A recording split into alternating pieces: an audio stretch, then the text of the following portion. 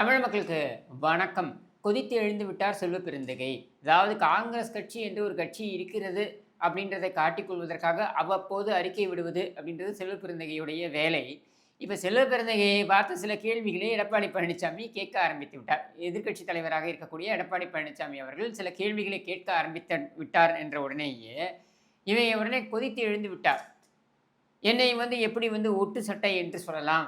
ஒட்டு சட்டை என்று எடப்பாடி பழனிசாமி செல்வ பெருந்தகையை பார்த்து சொன்னதற்கு காரணம் என்ன? பல கட்சி கொடியை தன்னுடைய சட்டையில் மாட்டிக்கொண்டிருந்தார், பல கட்சிகளை தாவி வந்தார் என்பதனால் ஒட்டு சட்டை என்று சொன்னார். உடனே நான் ஏழை, நீ என்னையா ஏழை? நீ 2016 தேர்தல் ஆணையத்தில் பார்த்தீங்கன்னா நீ கொடுத்த அஃபிடவிட்டின்படி உனக்கு 26 கோடி ரூபாய் சொத்து இருக்குது. அப்புறம் என்ன ஏழை நீ? ஏன் இப்படி புலிகிட்டு சுற்றுற? அதுக்கப்புறம் சாதிக்கு பின்னாடி போய் ஒழிந்து கொள்வது, எதற்காக இதையெல்லாம் செய்ய வேண்டும்? கேட்ட கேள்வி என்ன? நீ பிச்சை எடுத்து கொண்டிருக்கிறாய் அப்படின்றது தான் கேள்வி. ஆமாம், அறிவாலய வாசலில் நீ பிச்சை எடுத்து கொண்டிருக்கிறாய். அவர்கள் கொடுக்கின்ற சீட்டை 1 2 கூட குறைத்து கொடுத்து வாங்கிட்டு போகணும் அப்படின்னு பிச்சை எடுத்து கொண்டிருக்கிறாய். இதில் ஒன்றும் மாற்று கருத்தே கிடையாது. பிச்சைக்காரனே என்று தான் சொல்ல முடியும், வேற என்ன சொல்ல முடியும்? இதில் எங்கிருந்து சாதி வன்மம் வந்தது?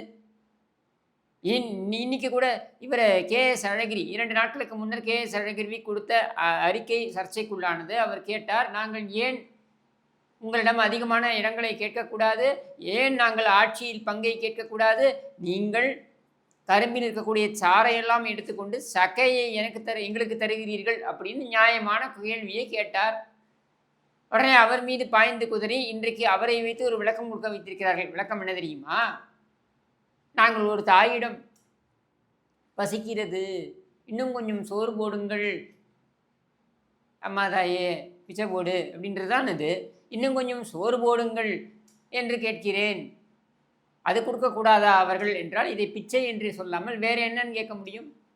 எங்களால் தான் நீங்கள் ஆட்சியில் அமர்ந்திருக்கிறீர்கள், எங்களால் தான் நீங்கள் ஆட்சி அதிகாரத்தை சுவைத்து கொண்டிருக்கிறீர்கள், நாங்கள் உங்களுடன் கூட்டணியில் இருப்பதனால்தான் நீங்கள் அறுதி பெரும்பான்மையை பெற்று ஆட்சி அமைக்க முடிந்தது என்று துணிச்சலுடன் சொல்லக்கூடிய, முதுகெலும்புடன் சொல்லக்கூடிய காங்கிரஸ்காரர்கள் இருக்கிறார்களா என்றால் இருக்கிறார்கள்.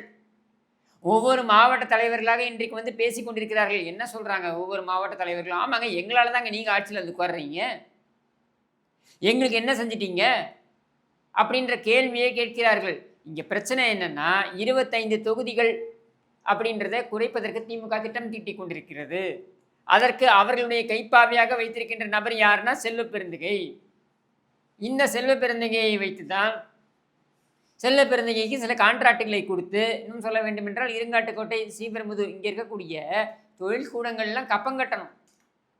இந்த கப்பம் கட்டக்கூடிய நபர்கள் யார் யாருக்கலாம் அப்படின்னா ஸ்கிராப்னு போடுவாங்க பாருங்க, இண்டஸ்ட்ரியல் ஸ்கிராப்ன்ட்டு. அதாவது தொழில் கூடங்களிலிருந்து வெளியேற்றப்படுகின்ற தொழிற்சாதனம் சார்ந்த கழிவுகள். இது பார்த்திங்கன்னா ஸ்கிராப், மெட்டல் ஸ்கிராப்னு சொல்லுவாங்க. அது இரும்பு கழிவுகள்னு எடுத்துக்கலாம். அதை இதை எடுத்து விற்பது அப்படின்றது ஒரு தனி கான்ட்ராக்ட். அது பல கோடி ரூபாய்க்கு அது பெருமானம் உள்ள கான்ட்ராக்ட். இந்த கான்ட்ராக்டை யாரெல்லாம் பெற்றுக்கொண்டிருக்கிறார்கள் என்றால் செல்வ பெருந்தகைக்கு வழங்கப்படுகிறது. ஆண்டுதோறும் பல கோடி ரூபாய்க்கு அந்த கான்ட்ராக்ட் வழங்கப்படுகிறது. அவருக்கு தான் கொடுக்க வேண்டும் என்று நிர்பந்தம் எங்கிருந்து வருகிறது என்றால் ஆளும் தரப்பிலிருந்து வருகிறது என்ற குற்றச்சாட்டை நான் வைக்கிறேன். இப்படியாக அவர் கவனிக்கப்படுகின்ற காரணத்தினால் திமுகவுக்கு அவர் தொங்கு சதையாக மாறி இருக்கிறார். ஒவ்வொரு கூட்டணி கட்சி தலைவரும் ஒவ்வொரு விதத்தில் கவனிக்கப்படுகிறார். அதனால் அவர்கள் எல்லாம் தொங்கு சதைகளாக மாறி இருக்கிறார்கள். அதனால் திமுக எதை செய்தாலும் அதற்கு முட்டு கொடுத்து கொண்டிருக்கிறார்கள். அப்படின்ற நிலையில் எடப்பாடி பழனிசாமி நீ பிச்சை எடுத்து கொண்டிருக்கிறாய் என்று சொன்னால், இல்லை, நாங்கள் உரிமையுடன் நாங்கள் போய் வாதாடுவோம்னு சொல்லு. அதில் வேற சொல்கிறாப்புல என்ன தெரியுமா? இவர் பெரிய அறிவாளியாம். அங்கே சொல்கிறார் என்ன தெரியுமா? இந்த மாதிரி நீங்கள் பாஜகவுடைய மாநில தலைவராக இருந்த அண்ணாமலை இருந்த பொழுது அவர் அதிமுக தலைவர்களை தவறாக பேசினார்கள். அப்படியே இருந்தும் நீங்கள் பாஜகவுடன் போய் கூட்டணி வைத்திருக்கிறீர்கள், இது அதிமுகவுக்கு செய்கின்ற துரோகம்னு. இதே ஸ்டாலின் ராஜீவ்காந்தியுடைய கொலையாளி பேரறிவாளனை கட்டி அணைத்து கொண்டார். எங்கே? செக்ரட்டேரியட்டில், தலைமைச் செயலகத்தில். அந்த கட்சியோட கூட்டணி வைக்கிறேன், நீ எல்லாம் இதை பற்றி பேசலாமா? நீ எல்லாம் துரோகத்தை பற்றி பேசலாமா? வாய் திறக்கலாமா அப்படின்றதான் கேள்வி. இதற்கு முன்னால் நேரடி பதில் கொடுக்க முடியுமா என்றால் சத்தியமாக முடியாது. ஏனென்றால் உங்கள் கட்சி அதையெல்லாம் விழுங்கி வெக்கம், மானம், சூடு, சொரணை இதையெல்லாம் குழி தோண்டி புதைத்து விட்டு தான் நீங்கள் போய் அந்த கூட்டணியை வைத்திருக்கிறீர்கள். இதில் நான் மன்னிக்கணும், இவர் அறிவாளி செல்வ பெருந்தகை கிடையாது. இவரை உண்மையில் சொல்ல வேண்டும் என்றால் பீவாளி பெருந்தகை என்று தான் சொல்ல வேண்டும். ஏன் தெரியுமா? சவுக்கு சங்கர் என்கிற நபர் இவருக்கு எதிராக நியாயமான ஒரு விமர்சனத்தை வைத்தார். நியாயமான விமர்சனம் அது. அந்த நியாயமான விமர்சனத்தை எதிர்கொள்வதற்கு துப்பு இல்லாத இந்த செல்வ பெருந்தகை தன்னுடைய அடியாட்களை விட்டு, தன்னுடைய பொறுக்கி கும்பலை விட்டு அவருடைய வீட்டை தாக்கினார்கள். அதுவும் என்ன, மெட்ராஸில் முக்கியமான ஒரு இடத்துல, அதாவது தலைநகரத்தில் முக்கியமான ஒரு இடத்துல இருக்கக்கூடிய அவருடைய வீட்டை சர்வேலன்ஸில் 24 மணி நேரமும் சர்வேலன்ஸில் இருக்கக்கூடிய வீட்டை தாக்குகிறார்கள். அதுவும் எப்போ? சங்கர் அந்த வீட்டிலிருந்து கிளம்பி கமிஷனர் ஆஃபீஸ்க்கு கையெழுத்து போடுவதற்கு, தினமும் கையெழுத்து போடுவதற்கு கிளம்பி போனோம். போகின்ற நேரம் பார்த்து அவர் போகும்பொழுது அவர் தாக்கப்படுகிறார். அவர் கார் மேலே கல் விட்டு எறிகிறாங்க. அதையும் கடந்து அவர் போகிறார். ஏன்னா கமிஷனர் ஆஃபீஸ்க்கு நேரத்துக்கு போகல, கையெழுத்து போடலைன்னா அப்புறம் வெயிலை ரத்து பண்ணுங்கன்னு போய் நிற்பாங்க அப்படின்றதுனால அவர் போகிறார். அங்கே போகும்பொழுது நல்லா தெரியும் அவர் போயிட்டாருன்ட்டு. தாக்கினதும் இவங்க தான். அதுக்கப்புறம் இவங்க என்ன துணிச்சல் இருந்தால் பாருங்கள், அப்படியே லைவ் போட்டுக்கிறாங்க. ஃபேஸ்புக்கில் லைவ் போட்டு வீட்டுக்கு போகிறாங்க, கதவை தட்டுறாங்க, இடிக்கிறாங்க. நல்லா தெரியும் சங்கர் அந்த வீட்டில் இல்லைன்னு. தெரிஞ்சதுக்கப்புறமும் அந்த வீட்டை தாக்கி அவருடைய தாயார் தனியாக இருக்காங்க. அவங்க வயசானவங்க. அவங்க இருக்காங்கன்னு தெரிந்து கொண்டு தாக்கி பின்னாலிருந்து நுழைகிறார்கள். பின் கதவிலிருந்து நுழைஞ்சி வீட்டுக்குள்ளே போயிட்டு பீவாளியிலிருந்து அந்த மலத்தை கொட்டுகிறார்கள். இதனால தான் இவரை பீவாளி பெருந்தகை என்று அழைக்க வேண்டும் என்று சொல்கிறேன். இவர் அறிவாளிலாம் இல்லை, சரியா? இப்படி கொட்டிட்டு துணிச்சலாக நாங்கள் இப்படித்தான் செய்வோம் என்று சொல்லிவிட்டு வருகிறார்கள். அந்த வயதான பெண்மணியை தாக்குகிறார்கள் என்கிற நிலையில் நீ எல்லாம் ஒரு கட்சி தலைவனா? வெட்கமாக இருக்க வேண்டாம் உனக்கெல்லாம். அவரும் அதே பிற்பட்ட வகுப்பை சேர்ந்தவர் தானே சங்கரும். இப்படியா தாக்குவ? ஒரு விமர்சனத்தை வைத்தால் எதிர்கொள்ள முடியாதா? அந்த அளவுக்கு கூட சகிப்புத்தன்மை கிடையாதா? இது எல்லாருக்கும் விடுக்கப்பட்ட பகிரங்க மிரட்டல். எப்படி திருமாவளவனுக்கு எதிராக பேசினார் அப்படின்னா ஏர்போர்ட் மூர்த்தியை தாக்குறாங்க பாருங்க. டிஜிபி ஆஃபீஸ்க்கு வெளியிலேயே என்ன துணிச்சல் வருது பாருங்க. லைசன்ஸ் பிளேட் எல்லாத்தையும் கூட தூக்கி போட்டுட்டு ஒரு வண்டியை கொண்டு வரலாம். டிஜிபி ஆஃபீஸ் முன்னால் லைசன்ஸ் பிளேட் இல்லாத ஒரு வண்டி வரலாம். அதில் 10 குண்டர்கள் இருக்கலாம். அவர்கள் துணிச்சலாக இறங்கி போலீஸ் இருக்கும் பொழுதே போய் ஏர்போர்ட் மூர்த்தியை தாக்கலாம். பதிலுக்கு ஏர்போர்ட் மூர்த்தி தன்னை தற்காத்துக் கொள்வதற்காக தாக்கினார் என்றால் அது அவருடைய அடிப்படை உரிமை. அவர் மீது வழக்கு பதியப்பட்டு அவர் கைது செய்யப்பட்டு அவர் மீது குண்டர் சட்டம் பாய்ச்சப்படும். எதுக்குன்னா திருமாவளவனுடைய உந்துதல் அடிப்படையில். இதில் பார்த்தீங்கன்னா சிறங்கு வந்தவனுக்கு சொரிபவனே சாட்சி என்கிற நிலையில் செல்வ பெருந்தைக்கு திருமாவளவன் ஆதரவு.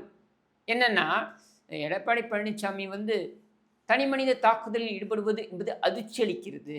ஏன் இதனால் வரைக்கும் அந்த உதவாநிதிங்கிற பொறுக்கி தினம் தினம் எடப்பாடி பழனிசாமி அவர்கள் குறித்து தனி மனித தாக்குதல்களில் ஈடுபட்டு வருகிறானே, அதை ஏன் உன்னால் கேட்க முடியல? அதையே உன்னால் தட்டி கேட்க முடியல? குறைந்தபட்சம் தட்டி கேட்பதற்கு வக்கில்லை, துப்பு இல்லை. கேவலம் பிளாஸ்டிக் சாருக்காக விலை போன நபர் நீ அப்படின்ற நிலையில் உங்ககிட்ட அதையெல்லாம் எதிர்பார்க்க முடியாது. குறைந்தபட்சம் தோழமை நொட்டுதல் என்றாவது நொட்டி இருக்கலாம்ல. அப்பொழுதெல்லாம் வாய் திறக்காத திருமாவளவன் இப்பொழுது எதற்கு வாய் திறக்கிறீர்கள்? இந்த செல்வ பெருந்தகையை பொறுத்த வரைக்கும் மிக தெளிவாக இவர் திமுகவுக்கு சாமரம் வீசுவதற்கான காரணம் இந்த வரக்கூடிய இந்த கோடிக்கணக்கில் வருவாய் மட்டும் கிடையாது, இன்னொரு விஷயமும் இருக்கு. அது என்னன்னா, இங்கே நடந்த ஒரு அரசியல் படுகொலை. பகுஜன் சமாஜ் கட்சியுடைய மாநில தலைவராக இருந்த திரு ஆம்ஸ்ட்ராங் அவர்களுடைய படுகொலை.